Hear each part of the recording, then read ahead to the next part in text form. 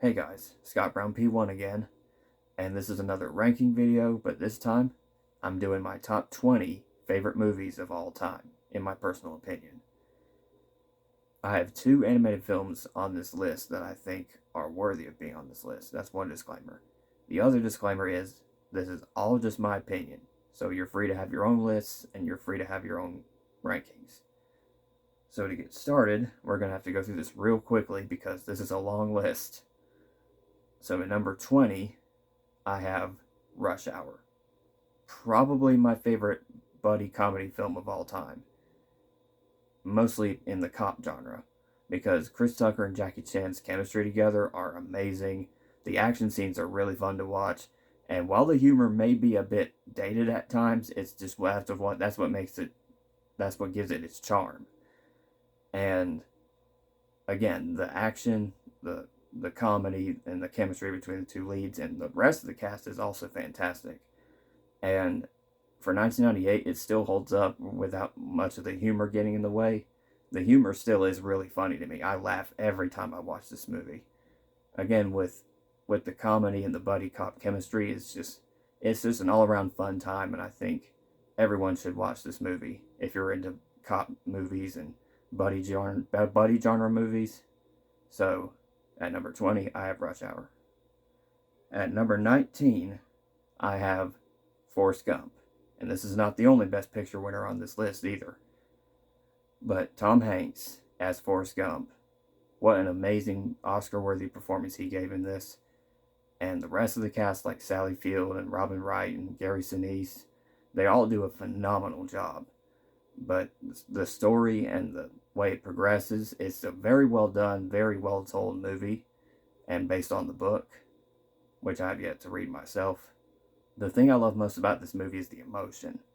The emotion really hits, especially towards the end. And because for most of the movie, it's just Forrest telling his story on this bench. But as the end comes in, it really becomes full circle. And it's a very beautiful, very well done movie. It's not the best film of 1994 in my opinion, but it's very close. It is very close. And actually, I have a little bit more films from 1994 on this list. That just shows how amazing of a year that film was, or how that year was. And yeah, so at number 19, I have Forrest Gump. At number 18, I have The King's Speech. Another Best Picture winner, what can I say? But this time, this is a full-on drama with full of dialogue, full of just sitting around and talking, but it's so compelling. Colin Firth and Jeffrey Rush give unbelievable performances in this movie, along with Helena Bonham Carter and Guy Pearce. The King's Speech is also just such a well-written, very well-directed movie from Tom Hooper, who I really wish could come back in some way because he's a phenomenal director. But The King's Speech is next on the list because the dialogue and the acting is what really drives this movie for me. Like it's an all-around Oscar-worthy movie and an Oscar-level acting movie, and I just absolutely love this movie. Like, I can watch it over and over again. Like, in terms of dramas that I can watch over and over again, I would definitely watch The King's Speech because Colin Firth is just perfect in this movie. He definitely deserved the Oscar for that film, in my opinion at least. And one of the best films of 2010, even though I will say Toy Story 3 and a bunch of other films from 2010 are better. But just in terms of Best Picture winners, The King's Speech is one I will always defend because I love the acting and the dialogue in it so much. So, yeah, number 18, I have The King's Speech. At number 17, another Oscar-winning film, but not for Best Picture, we have Good Will Hunting. Now, in terms of Oscar-winning performances, one of my favorites is from this film, and that's from Robin Williams, the late Robin Williams. And what a performance he gives in this movie, along with him and Matt Damon, and Ben Affleck, and Casey Affleck, and Minnie Driver. The whole cast is fantastic. The dialogue, again, is just very well done.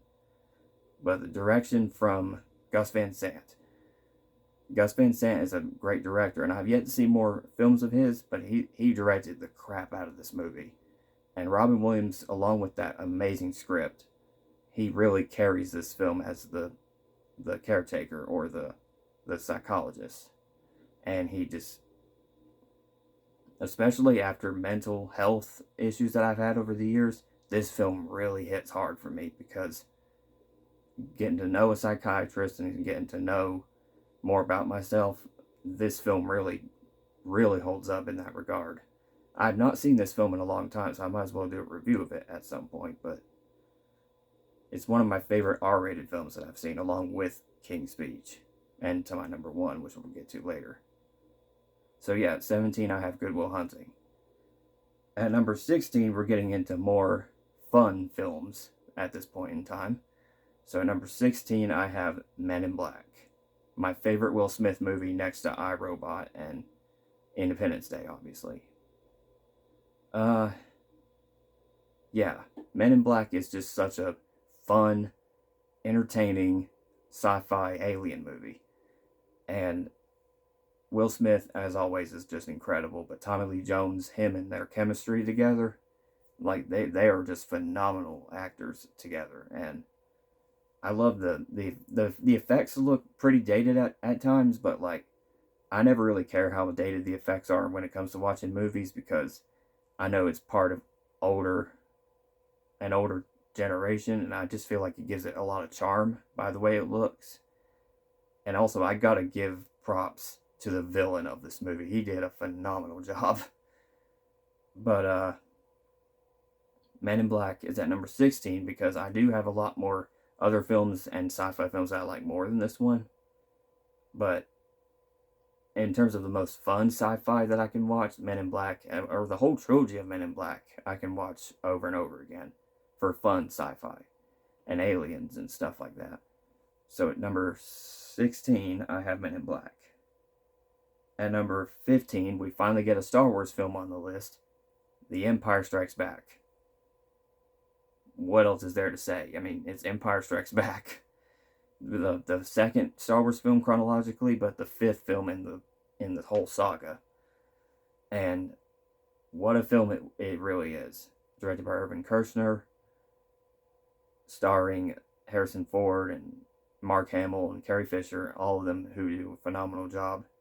And this introduced Yoda to the world, who's one of my favorite Jedi characters of Star Wars. And it introduces the Imperial March theme for Darth Vader, who's also one of the best, probably the best film villain of all time, in my opinion. And of course, the I'm Your Father scene is so iconic, and the Battle of Hoth at the beginning of the film. I mean, there's so many things you could say about this film that are just so iconic. And the fight between Vader and Luke at the end, it's like Star Wars perfection.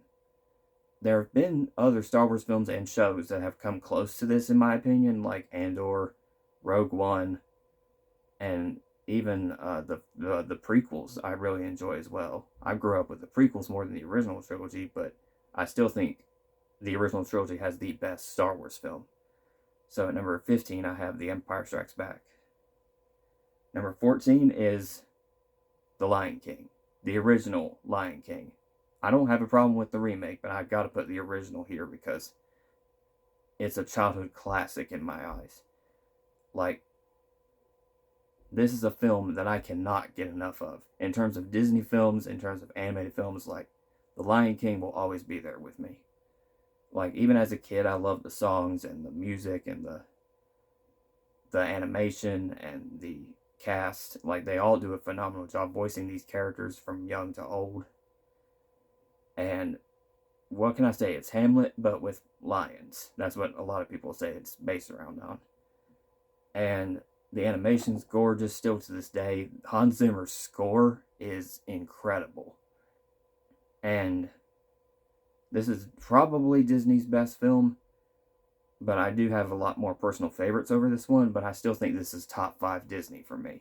It will never be topped as like their best film though, because it's The Lion King. What else can I say? At number 13, first Steven Spielberg movie on the list, E.T. Now, I have met some people that don't even like this movie. This blows my mind because E.T. is one of Steven Spielberg's classics to this day, and still one of his best films, one of the best sci-fi films of the 80s. And again, it's not really a fun movie in parts, but it's still a charming, heartwarming, very magical, very heart-tugging movie, because the main character, E.T., is just so likable, so lovable, and the kids all do a really good job, especially the main kid, and the parents, they all do a really good job. And the John Williams score obviously is iconic. And the logo for Amblin Entertainment is from this movie. Like when they go on the bicycle over the moon, like that's the Amblin logo for those that don't know. And that's how much of a trademark this movie has been for Spielberg in general. And this is not the only Spielberg movie I have on the list, because he is by far my favorite director, so I have to give him 2 more spots, or at least another spot on the list to give. So that's number 13. Number 12 is a film that came out in 2010, but I watched it very recently, like a couple years back, I think. And I cannot, and I mean I cannot get enough of this movie. I've become obsessed with this movie. Scott Pilgrim vs. the World. Again, 2010 was a great year. King's Speech won Best Picture. This film right here blew my mind when I watched it the first time. Like, I was just blown away by how creative, like, so out of the box, so imaginative and stylized how the action is. The action in this film is so cool, so creative and stylized, and the cast is perfect. Everybody in the cast is perfect. This is the first Edgar Wright film that I saw, and man, what a first impression that was, because I cannot get enough of this movie. I've already watched it a few times by now, and even with the commentary, I was still quoting it and still enjoying the film as it goes. And I love all the characters and the humor. The humor is hilarious in this film. Like, I cannot get enough of the best quotes of the film and the best humorous moments of the film. Scott Pilgrim is like one of the best films I've ever seen, and I'm not saying that with hyperbole. I really do believe this is one of my favorite films that I've seen in the past few years now. Especially in terms of like the last decade, this is one of my favorite films from the last decade. It's just so much fun and so creative that I cannot get enough of it. So yeah, number 12 is Scott Pilgrim vs. the World. Number 11 is a nostalgic one for me because I have a poster of it right here.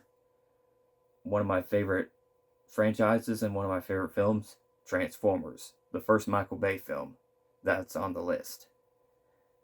And probably the only Michael Bay movie I have on my list, because Transformers is one of my favorite franchises, has like some of my favorite characters of all time.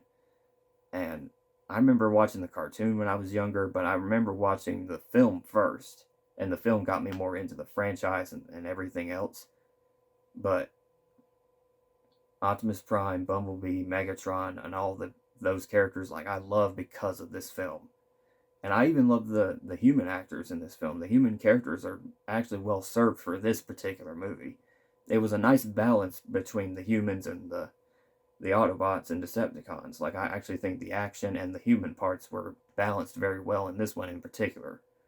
Now, I will say the sequels are okay, but the third one in particular is my favorite of the sequels, Dark of the Moon.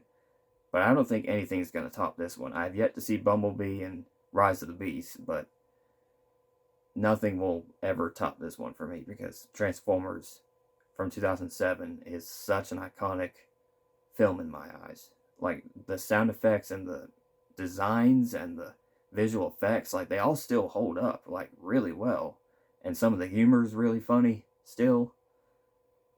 Yeah, I mean, Transformers, it's one of my favorites for a reason. Now we're in the top 10. This is where it gets really interesting, because I have 2 more dramas that I have on this top 10. Yeah, it's mostly just two dramas. One starting here and then one at number 1. At number 10, a movie that's really special to me in my heart after watching it, Rain Man. I am a person with autism, so I gotta see this movie. And once I did, I loved it. Dustin Hoffman and Tom Cruise are two of my favorite actors of all time, and you have them together in this movie playing brothers, and especially because I have a brother myself, it really it's very special to me because as a person with autism, I could see myself and parts of myself within Charlie in this movie. Like, the stuff he does throughout the film and, like, the little quirks that he does. I was like, I do that, and I do that. But then there are some other parts where I'm like, oh, wow, that's unique, that's different.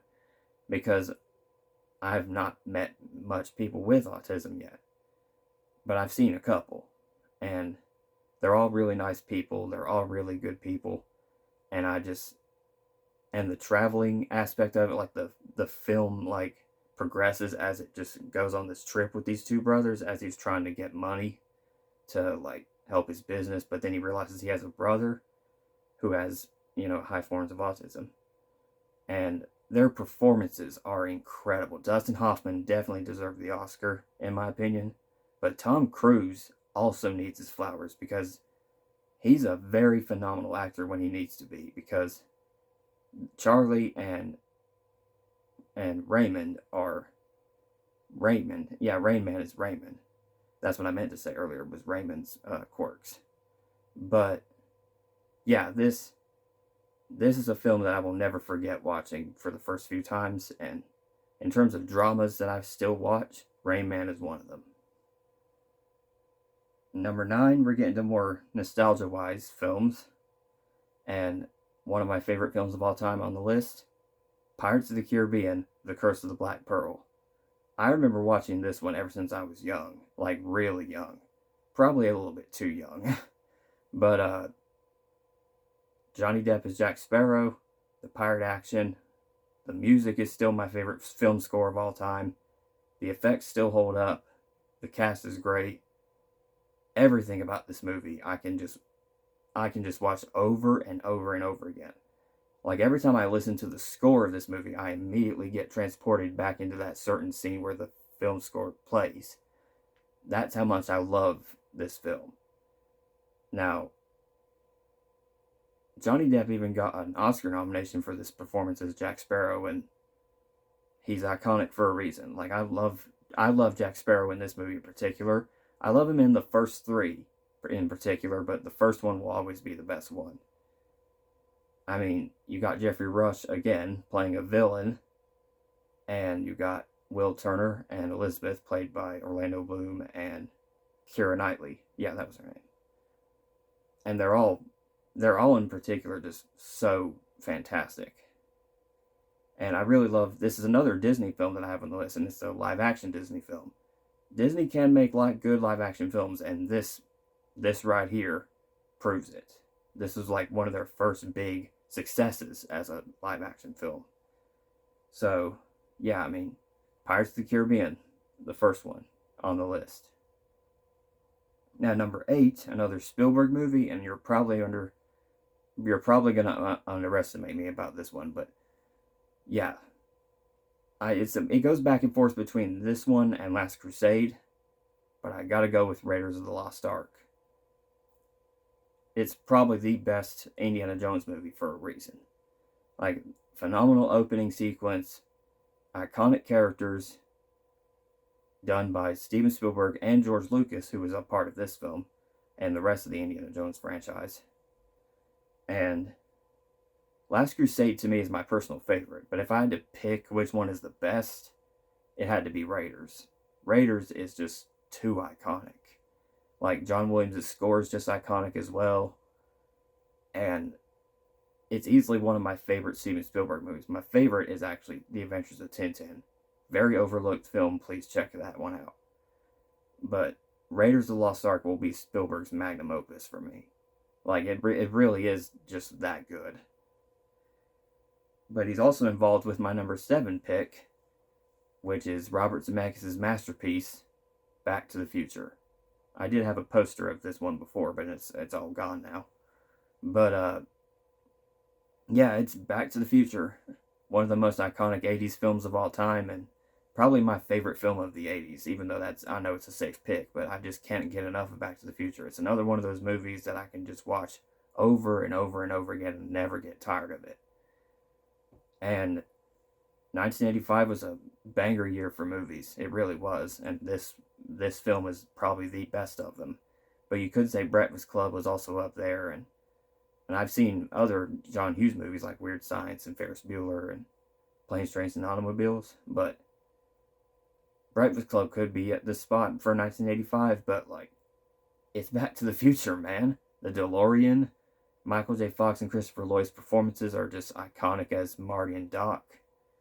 And the whole time travel aspect, I think, is just well balanced in this movie. Like, this is a perfect example of a time travel movie with more fun and whimsy and adventure and a lot of humor. And like, the humor in this film still holds up to this day, I think. There's only one particular scene that doesn't hold up, but like, the humor I still laugh at to this day, and the writing is fantastic. Like, everyone gives a great performance, and the ending is satisfying, and it leads into the sequels.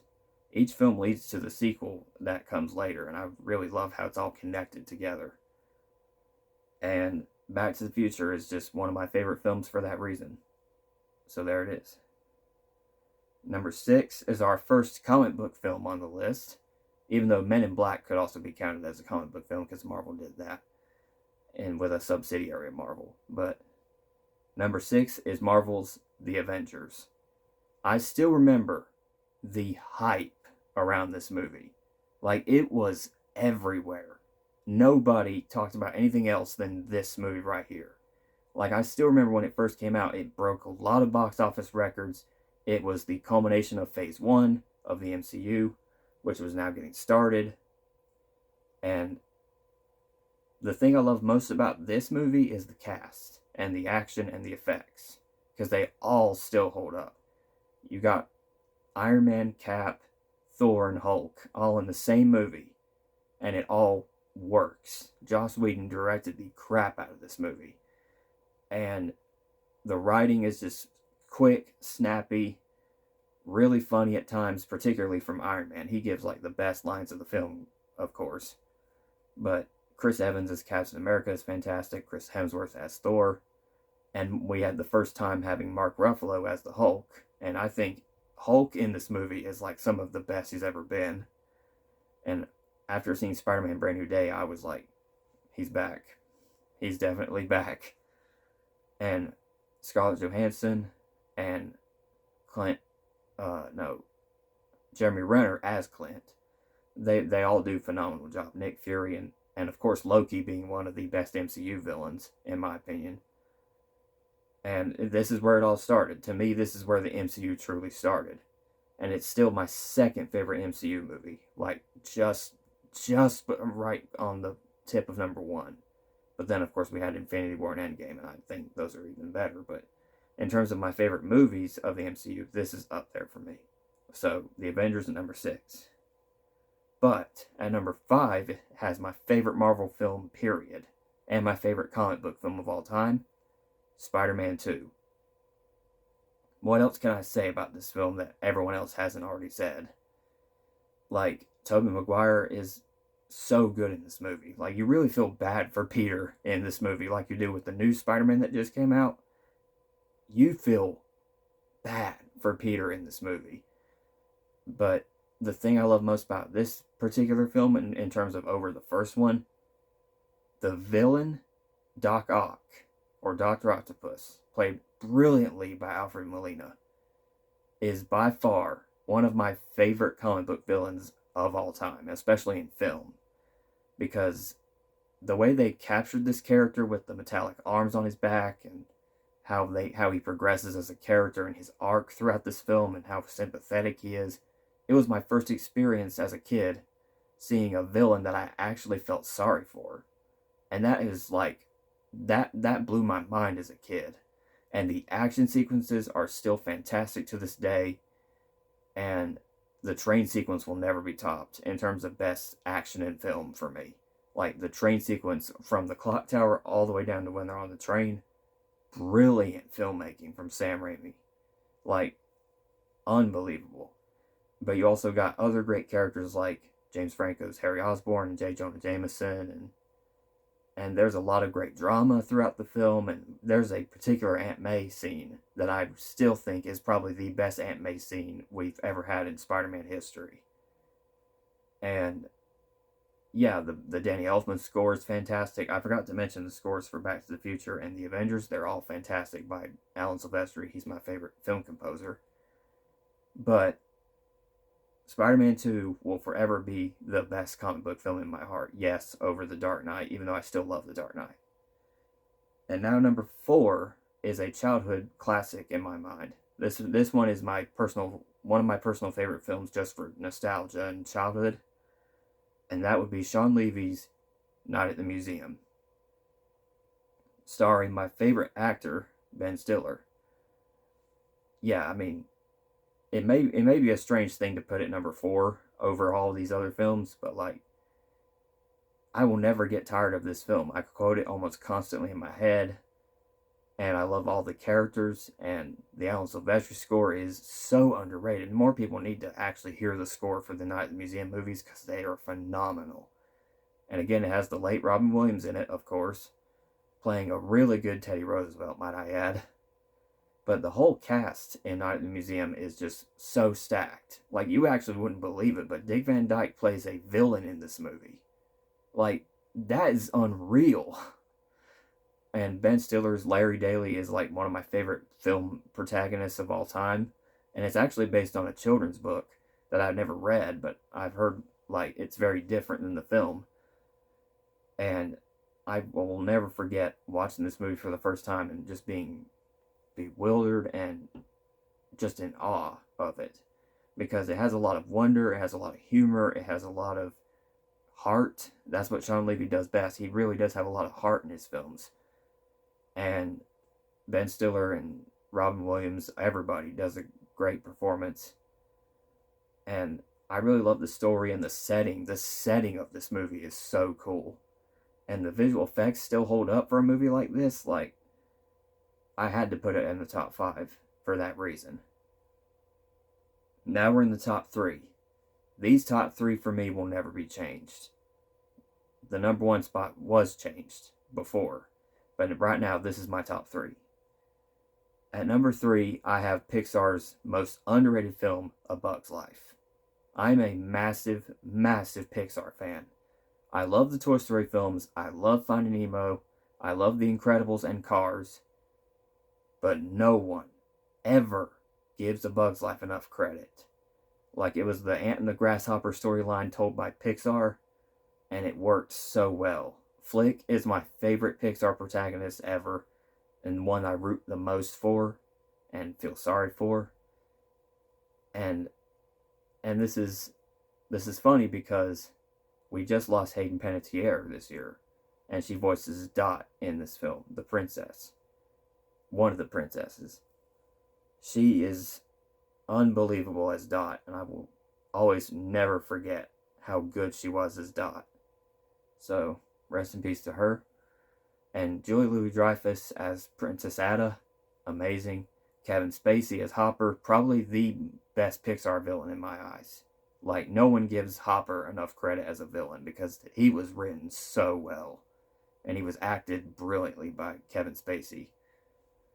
But the circus bugs are also great characters, and the Randy Newman score is great. And the animation still holds up. For 1998, this is like cutting edge. And it also, as a kid, it showed another world to some kid who never seen something at that small of a scale. Like, around all this around us is normal. But when you see it through an ant's point of view, it's like massive and different and unique looking. That's what I loved most about this film, was the scale. And I love the story, the Ant and the Grasshopper storyline that they progressed. It did come out the same year as DreamWorks' first film, Ants, which I also enjoyed as a kid. But they're very different films in my eyes because A Bug's Life is catered more towards younger audiences than Ants was. And that's not a bad thing at all. So I think they're both equally good in their own rights. But A Bug's Life I will always treasure with my heart because it's the one that made me a Pixar fan, and it made me a fan of animation as a whole. So I have Pixar to thank for that. Number 2 used to be number 1, but I will get into that later. Number 2 is my childhood nostalgic favorite, and that is Stuart Little 2. Yes, I know I'm picking that over the first film, which everyone loves the first film more. But the second film has a lot more stuff from the book than the first film does. The first film is still great on its own, but if you look at the second film and actually look back at the book, there's a lot more stuff that they chose in the book. Like Margalo, and the way Stuart lives with the Littles, and Falcon, who is a great villain, by the way. And the setting of it was perfect, and it's also just a little bit different from the book like the first film was, but there's just more elements from the book in this one. The ending to this film still makes me emotional. Like at this point in time, I still get a little bit misty-eyed at the end because it just is like, it's such a cute ending, and it's such a heartwarming ending. Snowbell's a great character, of course, and I love Michael J. Fox's Stuart Little. As much as I love him as Marty McFly, Stuart Little will always be the character that I will cherish the most from him. And his character arc with him and Margalo, his chemistry with her, brilliant. And also Alan Silvestri still does a great score. And the direction from Rob Minkoff is really well done. So, as for the longest time, this was my favorite film of all time. For the longest time. And in my heart, it personally is. But I had to pick something else over it for this list, because after watching this film, I was blown away. But Stuart Little 2 at number 2. So I'm going with that. So now we're at number 1. Stuart Little 2 was my favorite for the longest time, up until I saw this masterpiece of a movie on TV a long time ago. And then I finally watched it on DVD again. Still probably the best film I've ever seen in my whole life, and that is The Shawshank Redemption. What else can I say? It's Shawshank, one of the best films ever made. Like, and not just because of the iconic poster, but because of the characters, the dialogue, the acting. The acting in this movie is phenomenal. And it's a prison drama, but it feels a lot more than just a prison drama. It's a story about hope and never letting go of hope, and never truly changing who you are inside. And even though you're stuck in a rut, you always find a way to get out. And Morgan Freeman narrates the film and is one of the best characters of the film, playing Red. Probably my favorite Morgan Freeman performance ever. But also, Tim Robbins deserves some flowers too, because his character, Andy Dufresne, is has one of the best character arcs of any film ever.